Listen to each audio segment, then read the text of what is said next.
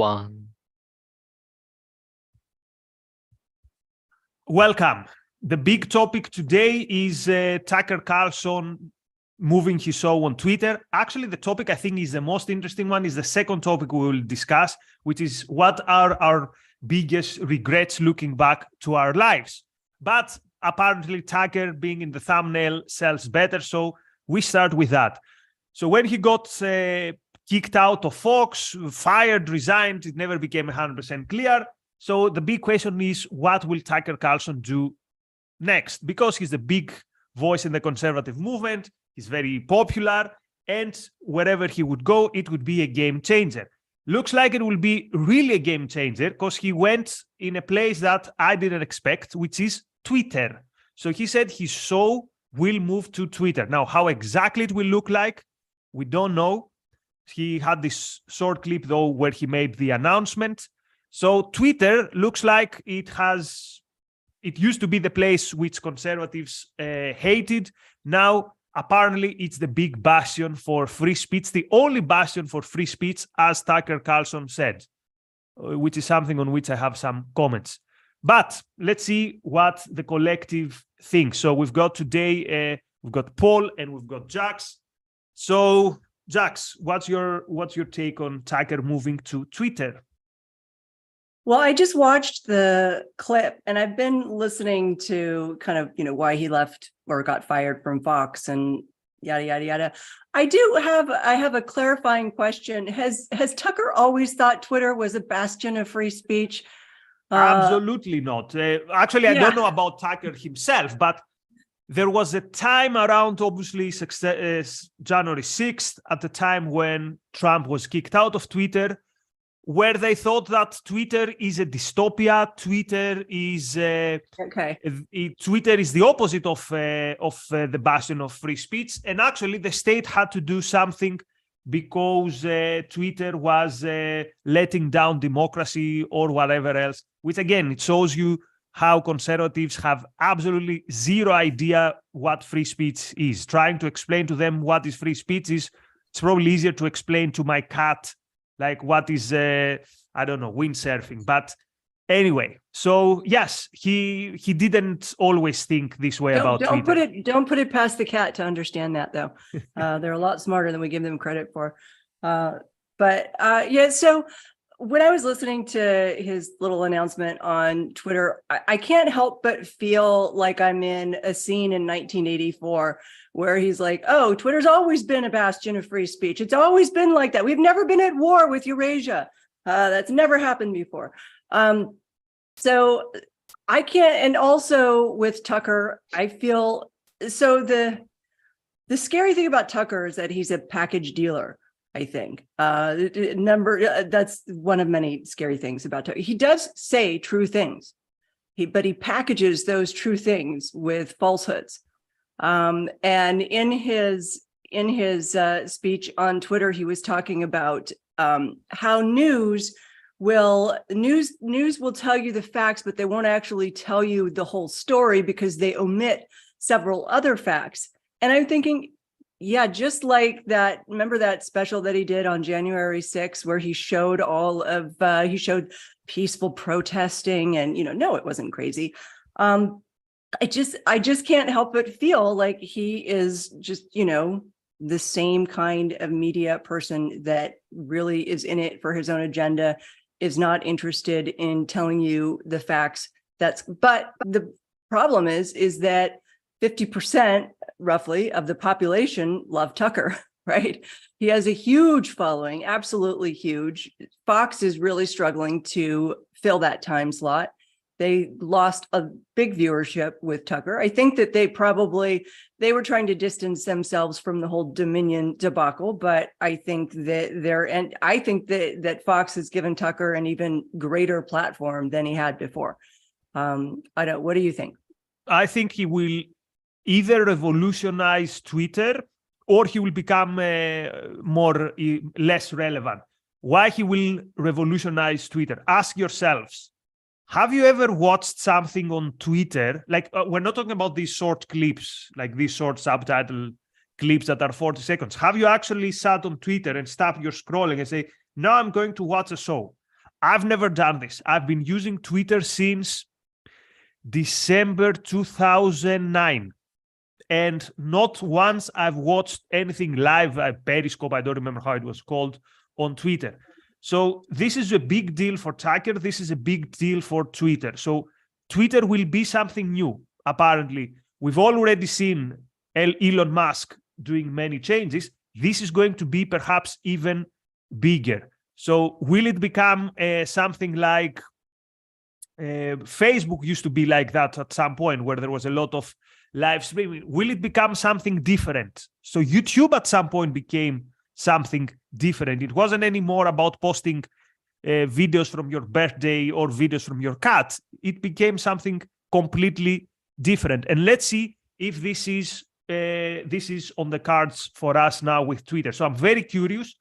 Not curious in terms of seeing Tucker Carlson. I already know him. I know he doesn't understand free speech. It's proven by the fact that he thinks that censorship is when Twitter doesn't allow, or a private institution doesn't allow you to tell you whatever you want.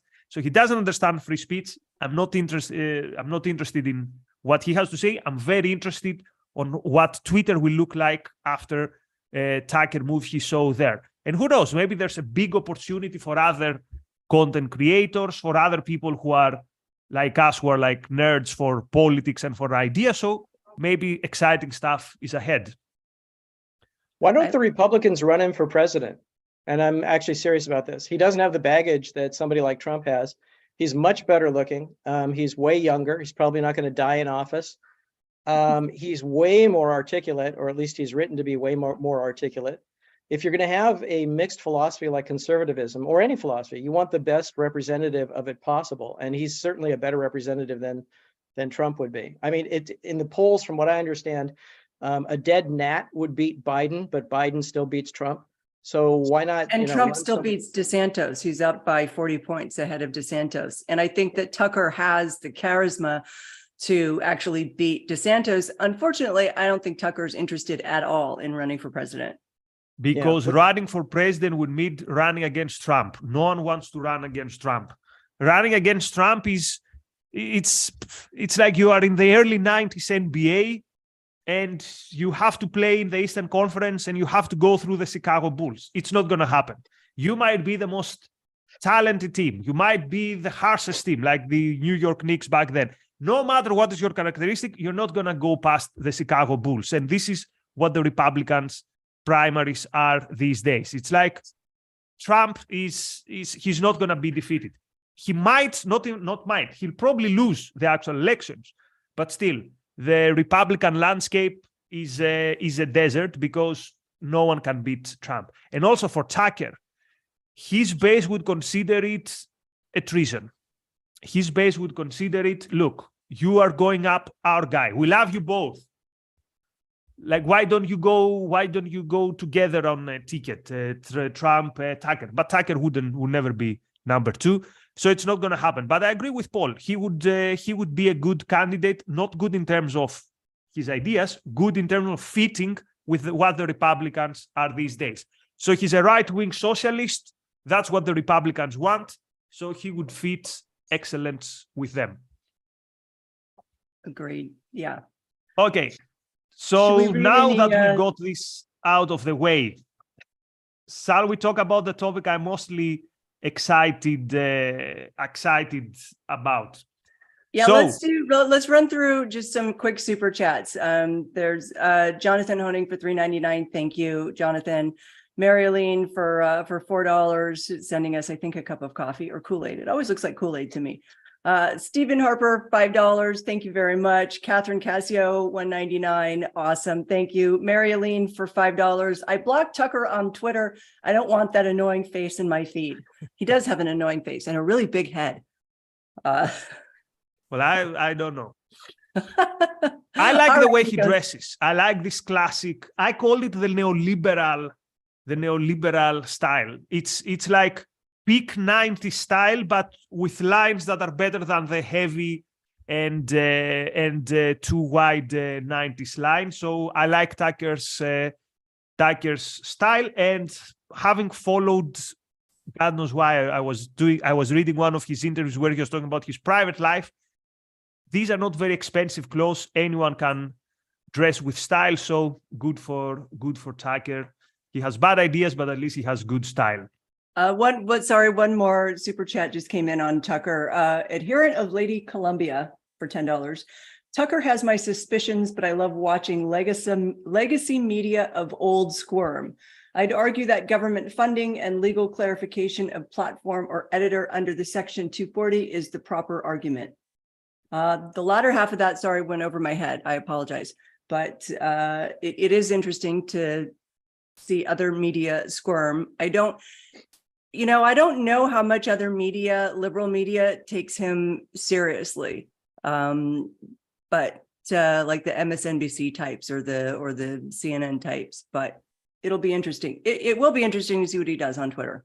I think financially they would take him seriously. Whether or not they take him seriously ideologically would be a different question.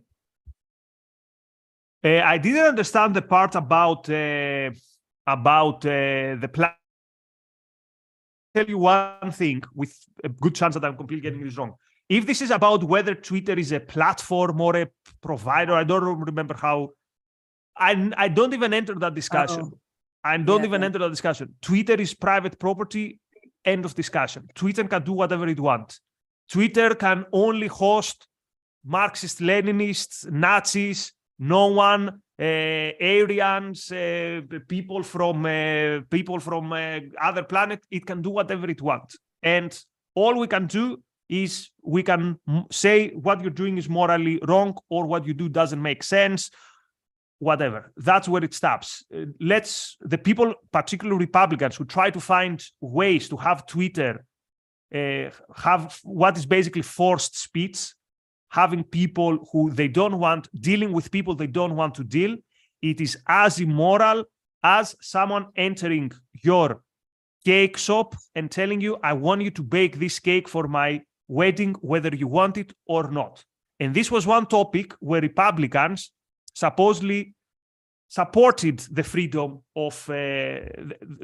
of association. So they should have the same principle here. I think freedom of association may be the most misunderstood right, and I completely agree with you. The notion should be that both parties have to be saying yes before the relationship is consummated, and that's the way it should be done. You should invite anybody you want and nobody you don't want into your home, your business, your life, your school, your anything. Yeah, doesn't make you a good person necessarily. Right, you could be a jerk. It actually might make you a very immoral person. Yes, but it's still your right. Absolutely, you could totally be a jerk in doing that. You could be many types of discrimination would lead you to being a jerk, and you have unfortunately the right to be a jerk.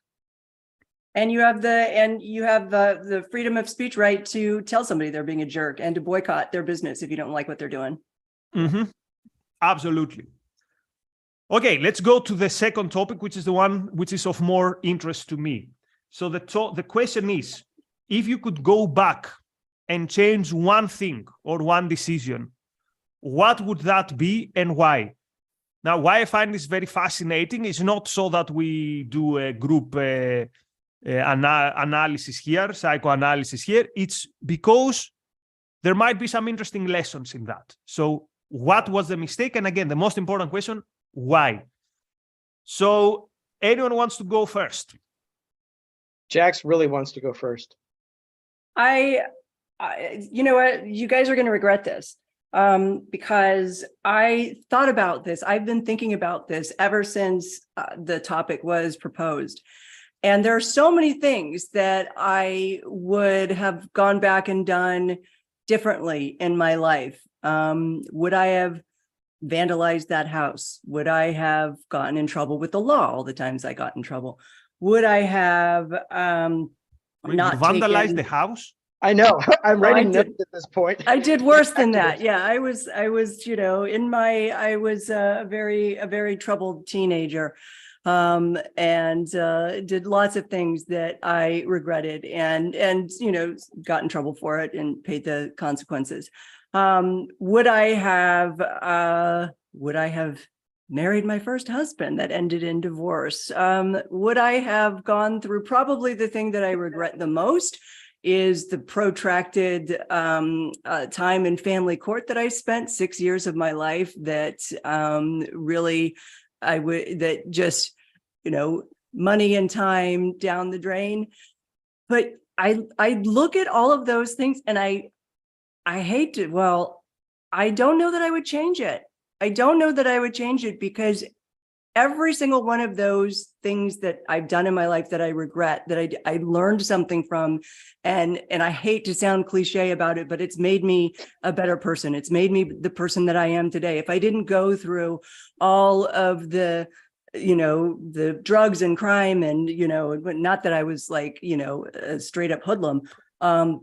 But if I did go through that, I wouldn't be able to see, the signs of that in kids today. And I wouldn't be able to talk to my daughter about some of the things that her friends might be going through. I wouldn't be the one that my daughter's friends come to when they can't talk to the rest of their parents about stuff and they know that I'll understand. So you guys, I don't know. So that's why you're going to hate me for this, because I don't have like a particular thing. Maybe when you guys go, maybe I'll think of something, but I just, it's like the coulda, woulda, shoulda. And I do kind of feel, sometimes like, what's his name from It's a Wonderful Life, even though George Bailey, even though I hate that movie on principle in terms like he should have left and never come back. But the whole thing of if he'd had never been born or if I'd have never done this, then I wouldn't have gone through all of these different stages in life.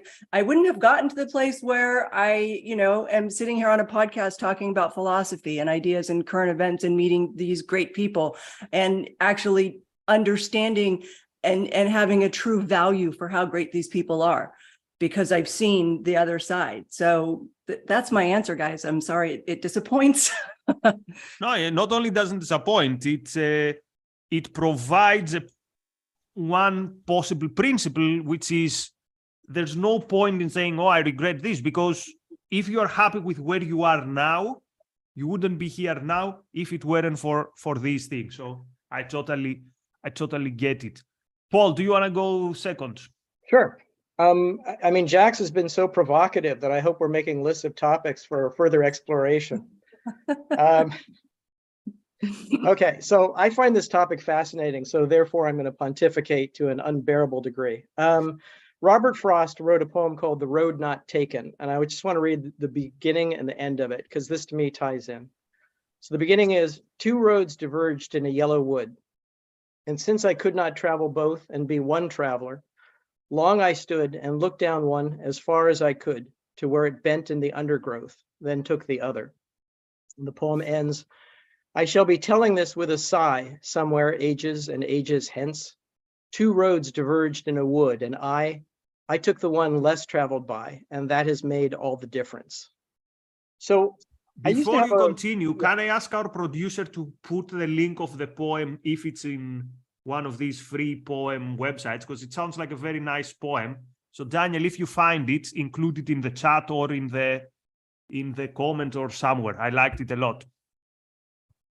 Nikos, your sound went away. I was asking what's the name of the poem, and if our producer... It's called The Road Not Taken by Robert Frost. Okay, and if the producer can put the link to the poem somewhere. Okay. So when I had a writing partner, the question that he would ask all the time and that I adopted is, what if? So when you're trying to plot out a screenplay, there are a million ways that you can go. And one of the exercises you do is you ask, what if this happens? What if this happens? What if this happens? I think it's not only a great question for screenwriting or for other forms of writing, but for life in general. A related but not the same point is I recently read some famous novelist whose name escapes me, said that the great subject of the greatest novels is time. What time does to us, what it was like to be a child, what it was like to be an adolescent, a young adult, somebody who's aging, somebody who's old, and somebody who's dying. The passage of time itself, I think, is fascinating. I think part of that is because we look back at who we were and we wonder how we got here, what choices that we made or didn't make that took us to where we are. Another reason that the topic interests me is we're asking questions of free will. We're saying, if we went back with some of the knowledge that we have now, what would we have done differently? So by definition, we're anti-determinist, I think, in answering this question. We're saying that there is a plethora of possibilities open to us as human beings, and that it's our responsibility to choose as wisely as we can at the time. So Socrates said, the unexamined life is not worth living. And in my opinion, the unregretted life is not worth discussing. I can't imagine not having regrets. I totally get the objectivist position on this, which would be, are you an idiot? You did what you did, now move forward. You have only the future in front of you. You can't do anything about the past. Why are you moseying about in the past and torturing yourself? And the answer is, because I can. I think there are two true emotions in life. One is regretting the things that you did, and the other is regretting the things that you didn't do. And I'm rich in both. I like to think of Hamlet as a story of a man who can't make up his mind about what to do in the future. And I see myself as somebody who can't make up his mind about what I did in the past. When I was in high school, I loved writing. I loved acting. I wanted to get into the film business, but I lacked three things, and I shouldn't have let them hold me back. Didn't have a lot of confidence, didn't have a lot of courage, didn't have a lot of common sense. Didn't know how to get into the film business, had no business sense, no contacts, very, very, very shy person. So I went to Pomona College, which was a liberal arts college, and I majored in creative writing and philosophy. And when I graduated, I didn't take myself seriously enough as a writer or as an actor to figure out, how do I turn this into a profession? And in my semi-defense, there weren't tons of books about this at the time. I mean, now if you want to figure out how to write a screenplay, there's 41 books I could recommend to you offhand. These didn't exist when I was breaking into the film business, but that's not an excuse. I should have figured this stuff out. So I didn't know how to close the gap between dreaming and doing. I didn't know how to take a dream and turn it into a concrete goal with specific achievable steps to make a career possible. What I should have done was I should have found people who loved and were doing what I loved and wanted to be doing, and worked with them and figured out, who are they? How does this work? What's it like from the inside? What does the life of a writer look like, or an actor, or a director? The networking would have been invaluable, the contacts, the knowledge, learning from other people's mistakes. So as a result, when I left college, I basically dropped out of acting, and it never even occurred to me to pursue directing. And I was hoping that Mark was going to be on today, because I wanted to compliment him to his face, which is something I've never done before. I refer to Mark Pellegrino, who's absent. I just researched his credits, first time I've looked him up, and his credits go back to 1987 in film and television, which means that he's been a professional for 36 years. If you haven't been around the film business, that's like, oh, that's kind of interesting. If you've been around the film business, you go, it's impossible to sustain an acting career for 36 years. What Mark has done is extraordinary, hanging in there, having the talent, having the drive, having the focus to do that. He deserves credit for that. And I wish to God that I had had the balls to do what it is that he did, or at least to try in terms of acting, as opposed to kind of relegating that to a side interest. The other major thing was that I never really thought about directing. Directing was scary. You had to work with other people. You have to work with cameras. You have to have technical knowledge. It's very, very different from writing. And so I never tried to direct films until very recently. I was given the opportunity to write and direct 3 short films. And it was the type of thing that I'm so happy I did it. And I wish I had done it at the age of 10, 15, 20. There was no reason not to have done this, except for it's difficult. It's difficult to arrange these things, but I could have done it. I should have done it. I would have learned so much. I would have saved many, many years of, I would have shortened my career path in terms of how long it took me to get where I wanted to go. So in the end, I think I should have always aimed to be a writer and a director and an actor. What I should have done is I should have picked up a camera at the age of 8 and started shooting. I shouldn't have bifurcated these things. And there are a couple of reasons.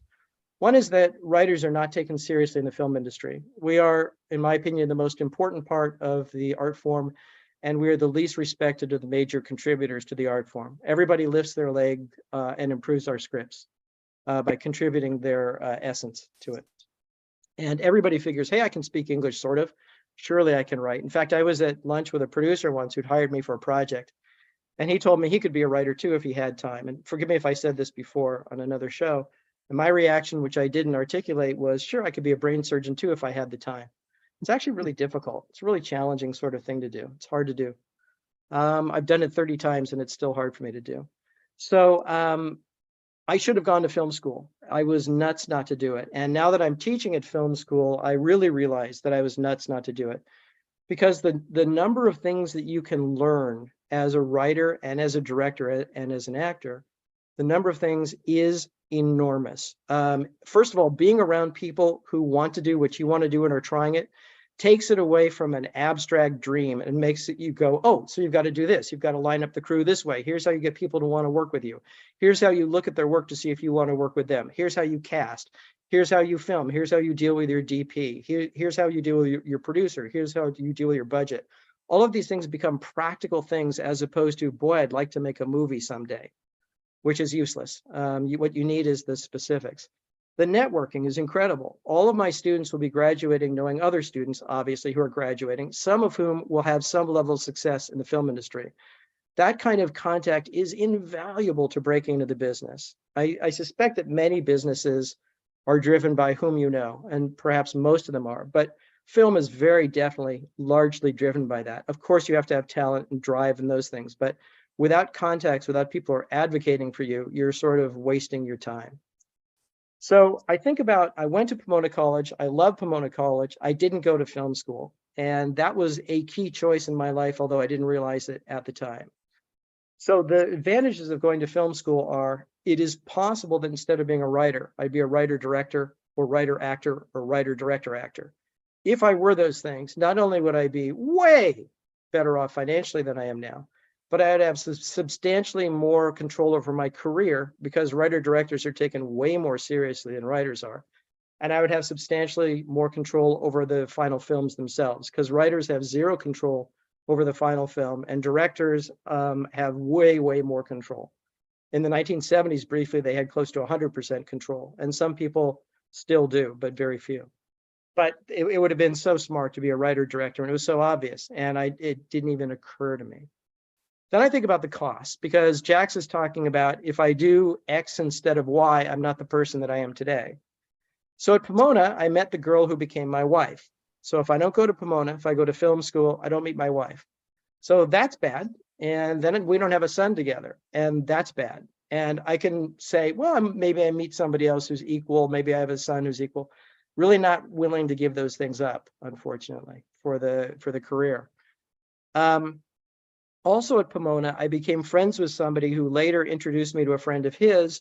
We became writing partners, and we wrote The Little Rascals and Liar, Liar and Heartbreakers together. So here's what I'm looking at. If I go to film school, I might be able to be a director and actor as well as a writer, which I wish to God I had done. But there's a good chance that those particular films don't happen, and I don't know what replaces them that might have been as successful as Liar, Liar. Maybe something else, maybe something way better, but it's not going to be Liar, Liar probably. That is a gamble I'm willing to take in terms of career. I'm definitely willing to say the 3 films that I got made that I'm co-credited with, I would get rid of if I could have a real career as a writer and director with no guarantees as to what comes out for those. But not willing to give up my wife, not willing to give up my son. So for those reasons, I would not go to film school, knowing what I know now. But God damn it, I would have picked up a camera at age 8 and started shooting. Okay, that was from the heart. And my answer would be quite similar, because we didn't talk about this before the show, but I have something similar, which is going back to when I'm 18 and having to choose what I'm going to do with life. So the answer I'm going to give is going to sound super cringe, because it's going to be super objectivist party line. I was not selfish enough. So it wouldn't be even anywhere near my mind that what you choose, what to study, you do it based on what you want and what you like. The idea was please your parents and do something which is going to be useful for society. Now, my parents, to their credit, told me, you do whatever you want, but it never really registered. So what I should have done within the context of that time, my 2 biggest passions were sports, football and basketball, and history. Particularly sports, though, that was my biggest passion. So I should have done something related to becoming a basketball or a football coach. So I wasn't good at playing, but I should have done something with studying the science of tactics of football or of basketball. And this would have meant leaving my country. It would have meant going abroad and saying, look, this is what I want to do in life. I'm going to follow it and I'm going to see where it would take me. But all this was completely alien to me. This idea that you have a dream, that you have a purpose and you follow it. Instead, I let life guide me. So I got a degree in politics and IR, which I kind of liked it. Then I studied law because the plan was to be a lawyer because my parents were lawyers, and all my 20s were a lost decade. It was for nothing. Now, I don't think I would have ended with a job that I like as much as I like my current job. So this is not about the story of my 20s. This is about the takeaway. And the takeaway is do the things that you really want. I know it sounds super cliche to an objectivist audience. It is very difficult. Still today, I'm not doing the things, entirely the things that I want. I'm thinking of things that I'm doing, things on which I'm spending my time that are not things that are the things I really want to do. So maybe the thing I would do differently is you claim you're an objectivist, act like one when it comes also to your own life. I just want to add a footnote, and I agree with what you said, obviously, is that it's okay to fail. I remember I'd been a professional wrestling fan all my life, and I got a call at one point asking if I wanted to come work for World Wrestling Entertainment as a writer. And I said, of course. And I got there and I stayed a month and then I resigned, wasn't fired. It was I can't go into what type of experience it was because there's too many details, but it became clear in less than the month that I was there that I could not possibly be happy in that situation. The way the company was set up and the way the writers were set up, it was an awful fit for me. And I do not regret it for a second. I am so happy that I did it. I will not go for the rest of my life wondering what would it have been like if I'd been able to get close to professional wrestling.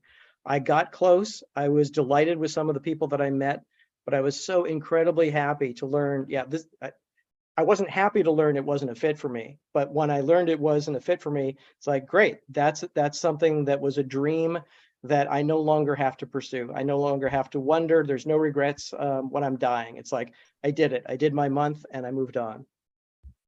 That sounds quite the takeaway. And again, this is about takeaways. I mean, these are very interesting stories, but the biggest value here is the takeaway.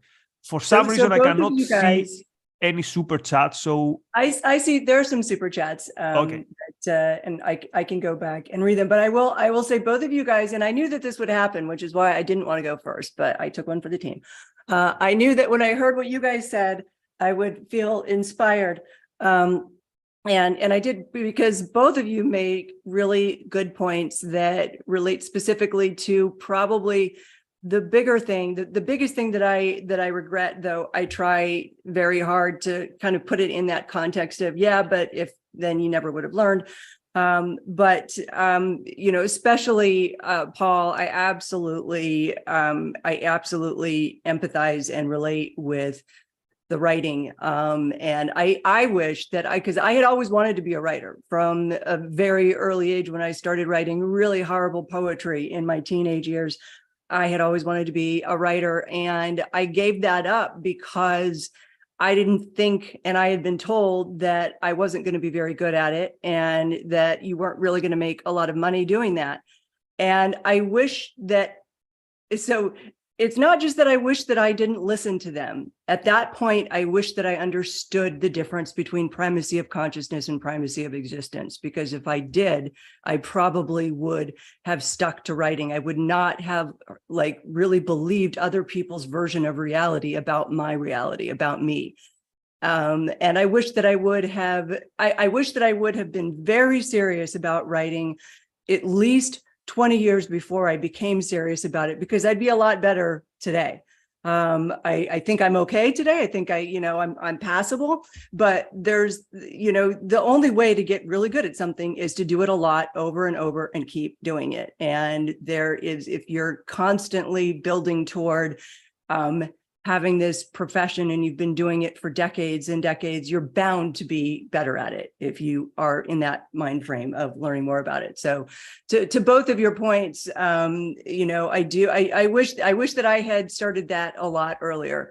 But then at the same time, the person that I am today, the writer that I am today, is a massive amalgamation of, you know, having to learn all, you know, having to go through I used to be religious and sloughing off religion and learning philosophy and, you know, developing into that kind of a person. So, but yeah, really, really great points by you guys.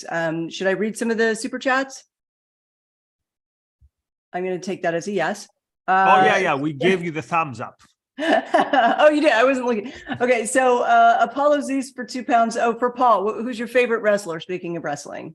So Rocky Johnson, the Soul Man Johnson, who was the father of Dwayne Johnson. I saw him when I was a kid at the Cow Palace in San Francisco, and he was the most dynamic and exciting performer I'd ever seen inside the ring. He was like a superhero come to life. He was a guy who was about 6'2", 6'1". He weighed 265 of pure muscle, chiseled Adonis. He could leap over the top rope. He could do flying drop kicks. It's like only Superman should be allowed to do the things that you're doing in the ring. And he represented truth, justice, and the American way, even though he was from Canada. I was a major Hulk Hogan fan. I only followed wrestling for 2-3 years in the early 90s. So it was Hogan and Warrior. Although I had the figures also of Ted DiBiase, Macho Man, Jake the Snake. These were the days. Anyway. Wow. WWF, as it was called back then. WWF. Yeah, that's right. The environmentalists took it over. That's true. All right. Robert Nazir for $2. Oh, thank you, Rod. Jax has the right answer. Kudos. Well, I think we all had really good answers, and I definitely, but thank you. Shazbot for $9.99. I've noticed that this is back to Tucker. I've noticed that Alex Epstein gets along with conservatives like Tucker more so than the average objectivist. Is Alex the gateway drug? You guys have any thoughts on that? Yeah, I think what he's doing is right, because Alex's job is not to promote objectivism. Alex's job is to change the agenda on a particular topic, which is energy. Now, his framework includes objectivism, but there would be no point for Alex Epstein saying, you know, I denounce Tucker because he doesn't understand free speech. He has one mission, and within the context of his mission, it makes sense to go to Tucker Carlson and not attack him why you don't understand free speech, but to make the case for changing the world by changing how we understand energy issues and how we understand fossil fuel. So I think Alex is doing something which is 100% good. Agreed. Agreed. And following on what Paul was saying. Sorry, the problem would only be if within that context, Alex would say, yeah, Tucker is my best friend and everything he says is right, which he doesn't say. They talk about the thing which is important for Alex and which is his mission. Excellent. All right, Christopher Smith for $2.99 Canadian, just support. Thank you very much. Mary Aline for $10. I have very few regrets because I've learned so much from things I could have done better or differently. I don't beat myself up over knowledge and skills I didn't have in the past. Well said. And I think that's something that we can all agree with. There's not a point in beating yourself up over what you've done in the past. But like Paul was saying, you should examine yourself and your decisions and constantly introspect on, what choices could have been made better or differently. Talking about past mistakes, next week I'm going to do a solo on my disgusting take on 9/11 while 9/11 was happening, and why I was one of the 25% of Greeks who justified the attacks when it happened. So talk about past mistakes. So stay tuned. Interesting. Next week. I will tune into that one, Nikos, live, if it's at a reasonable hour. Okay, so Tom Kozel, member for 10 months. Thanks. First-handers know the value of great writing and great art.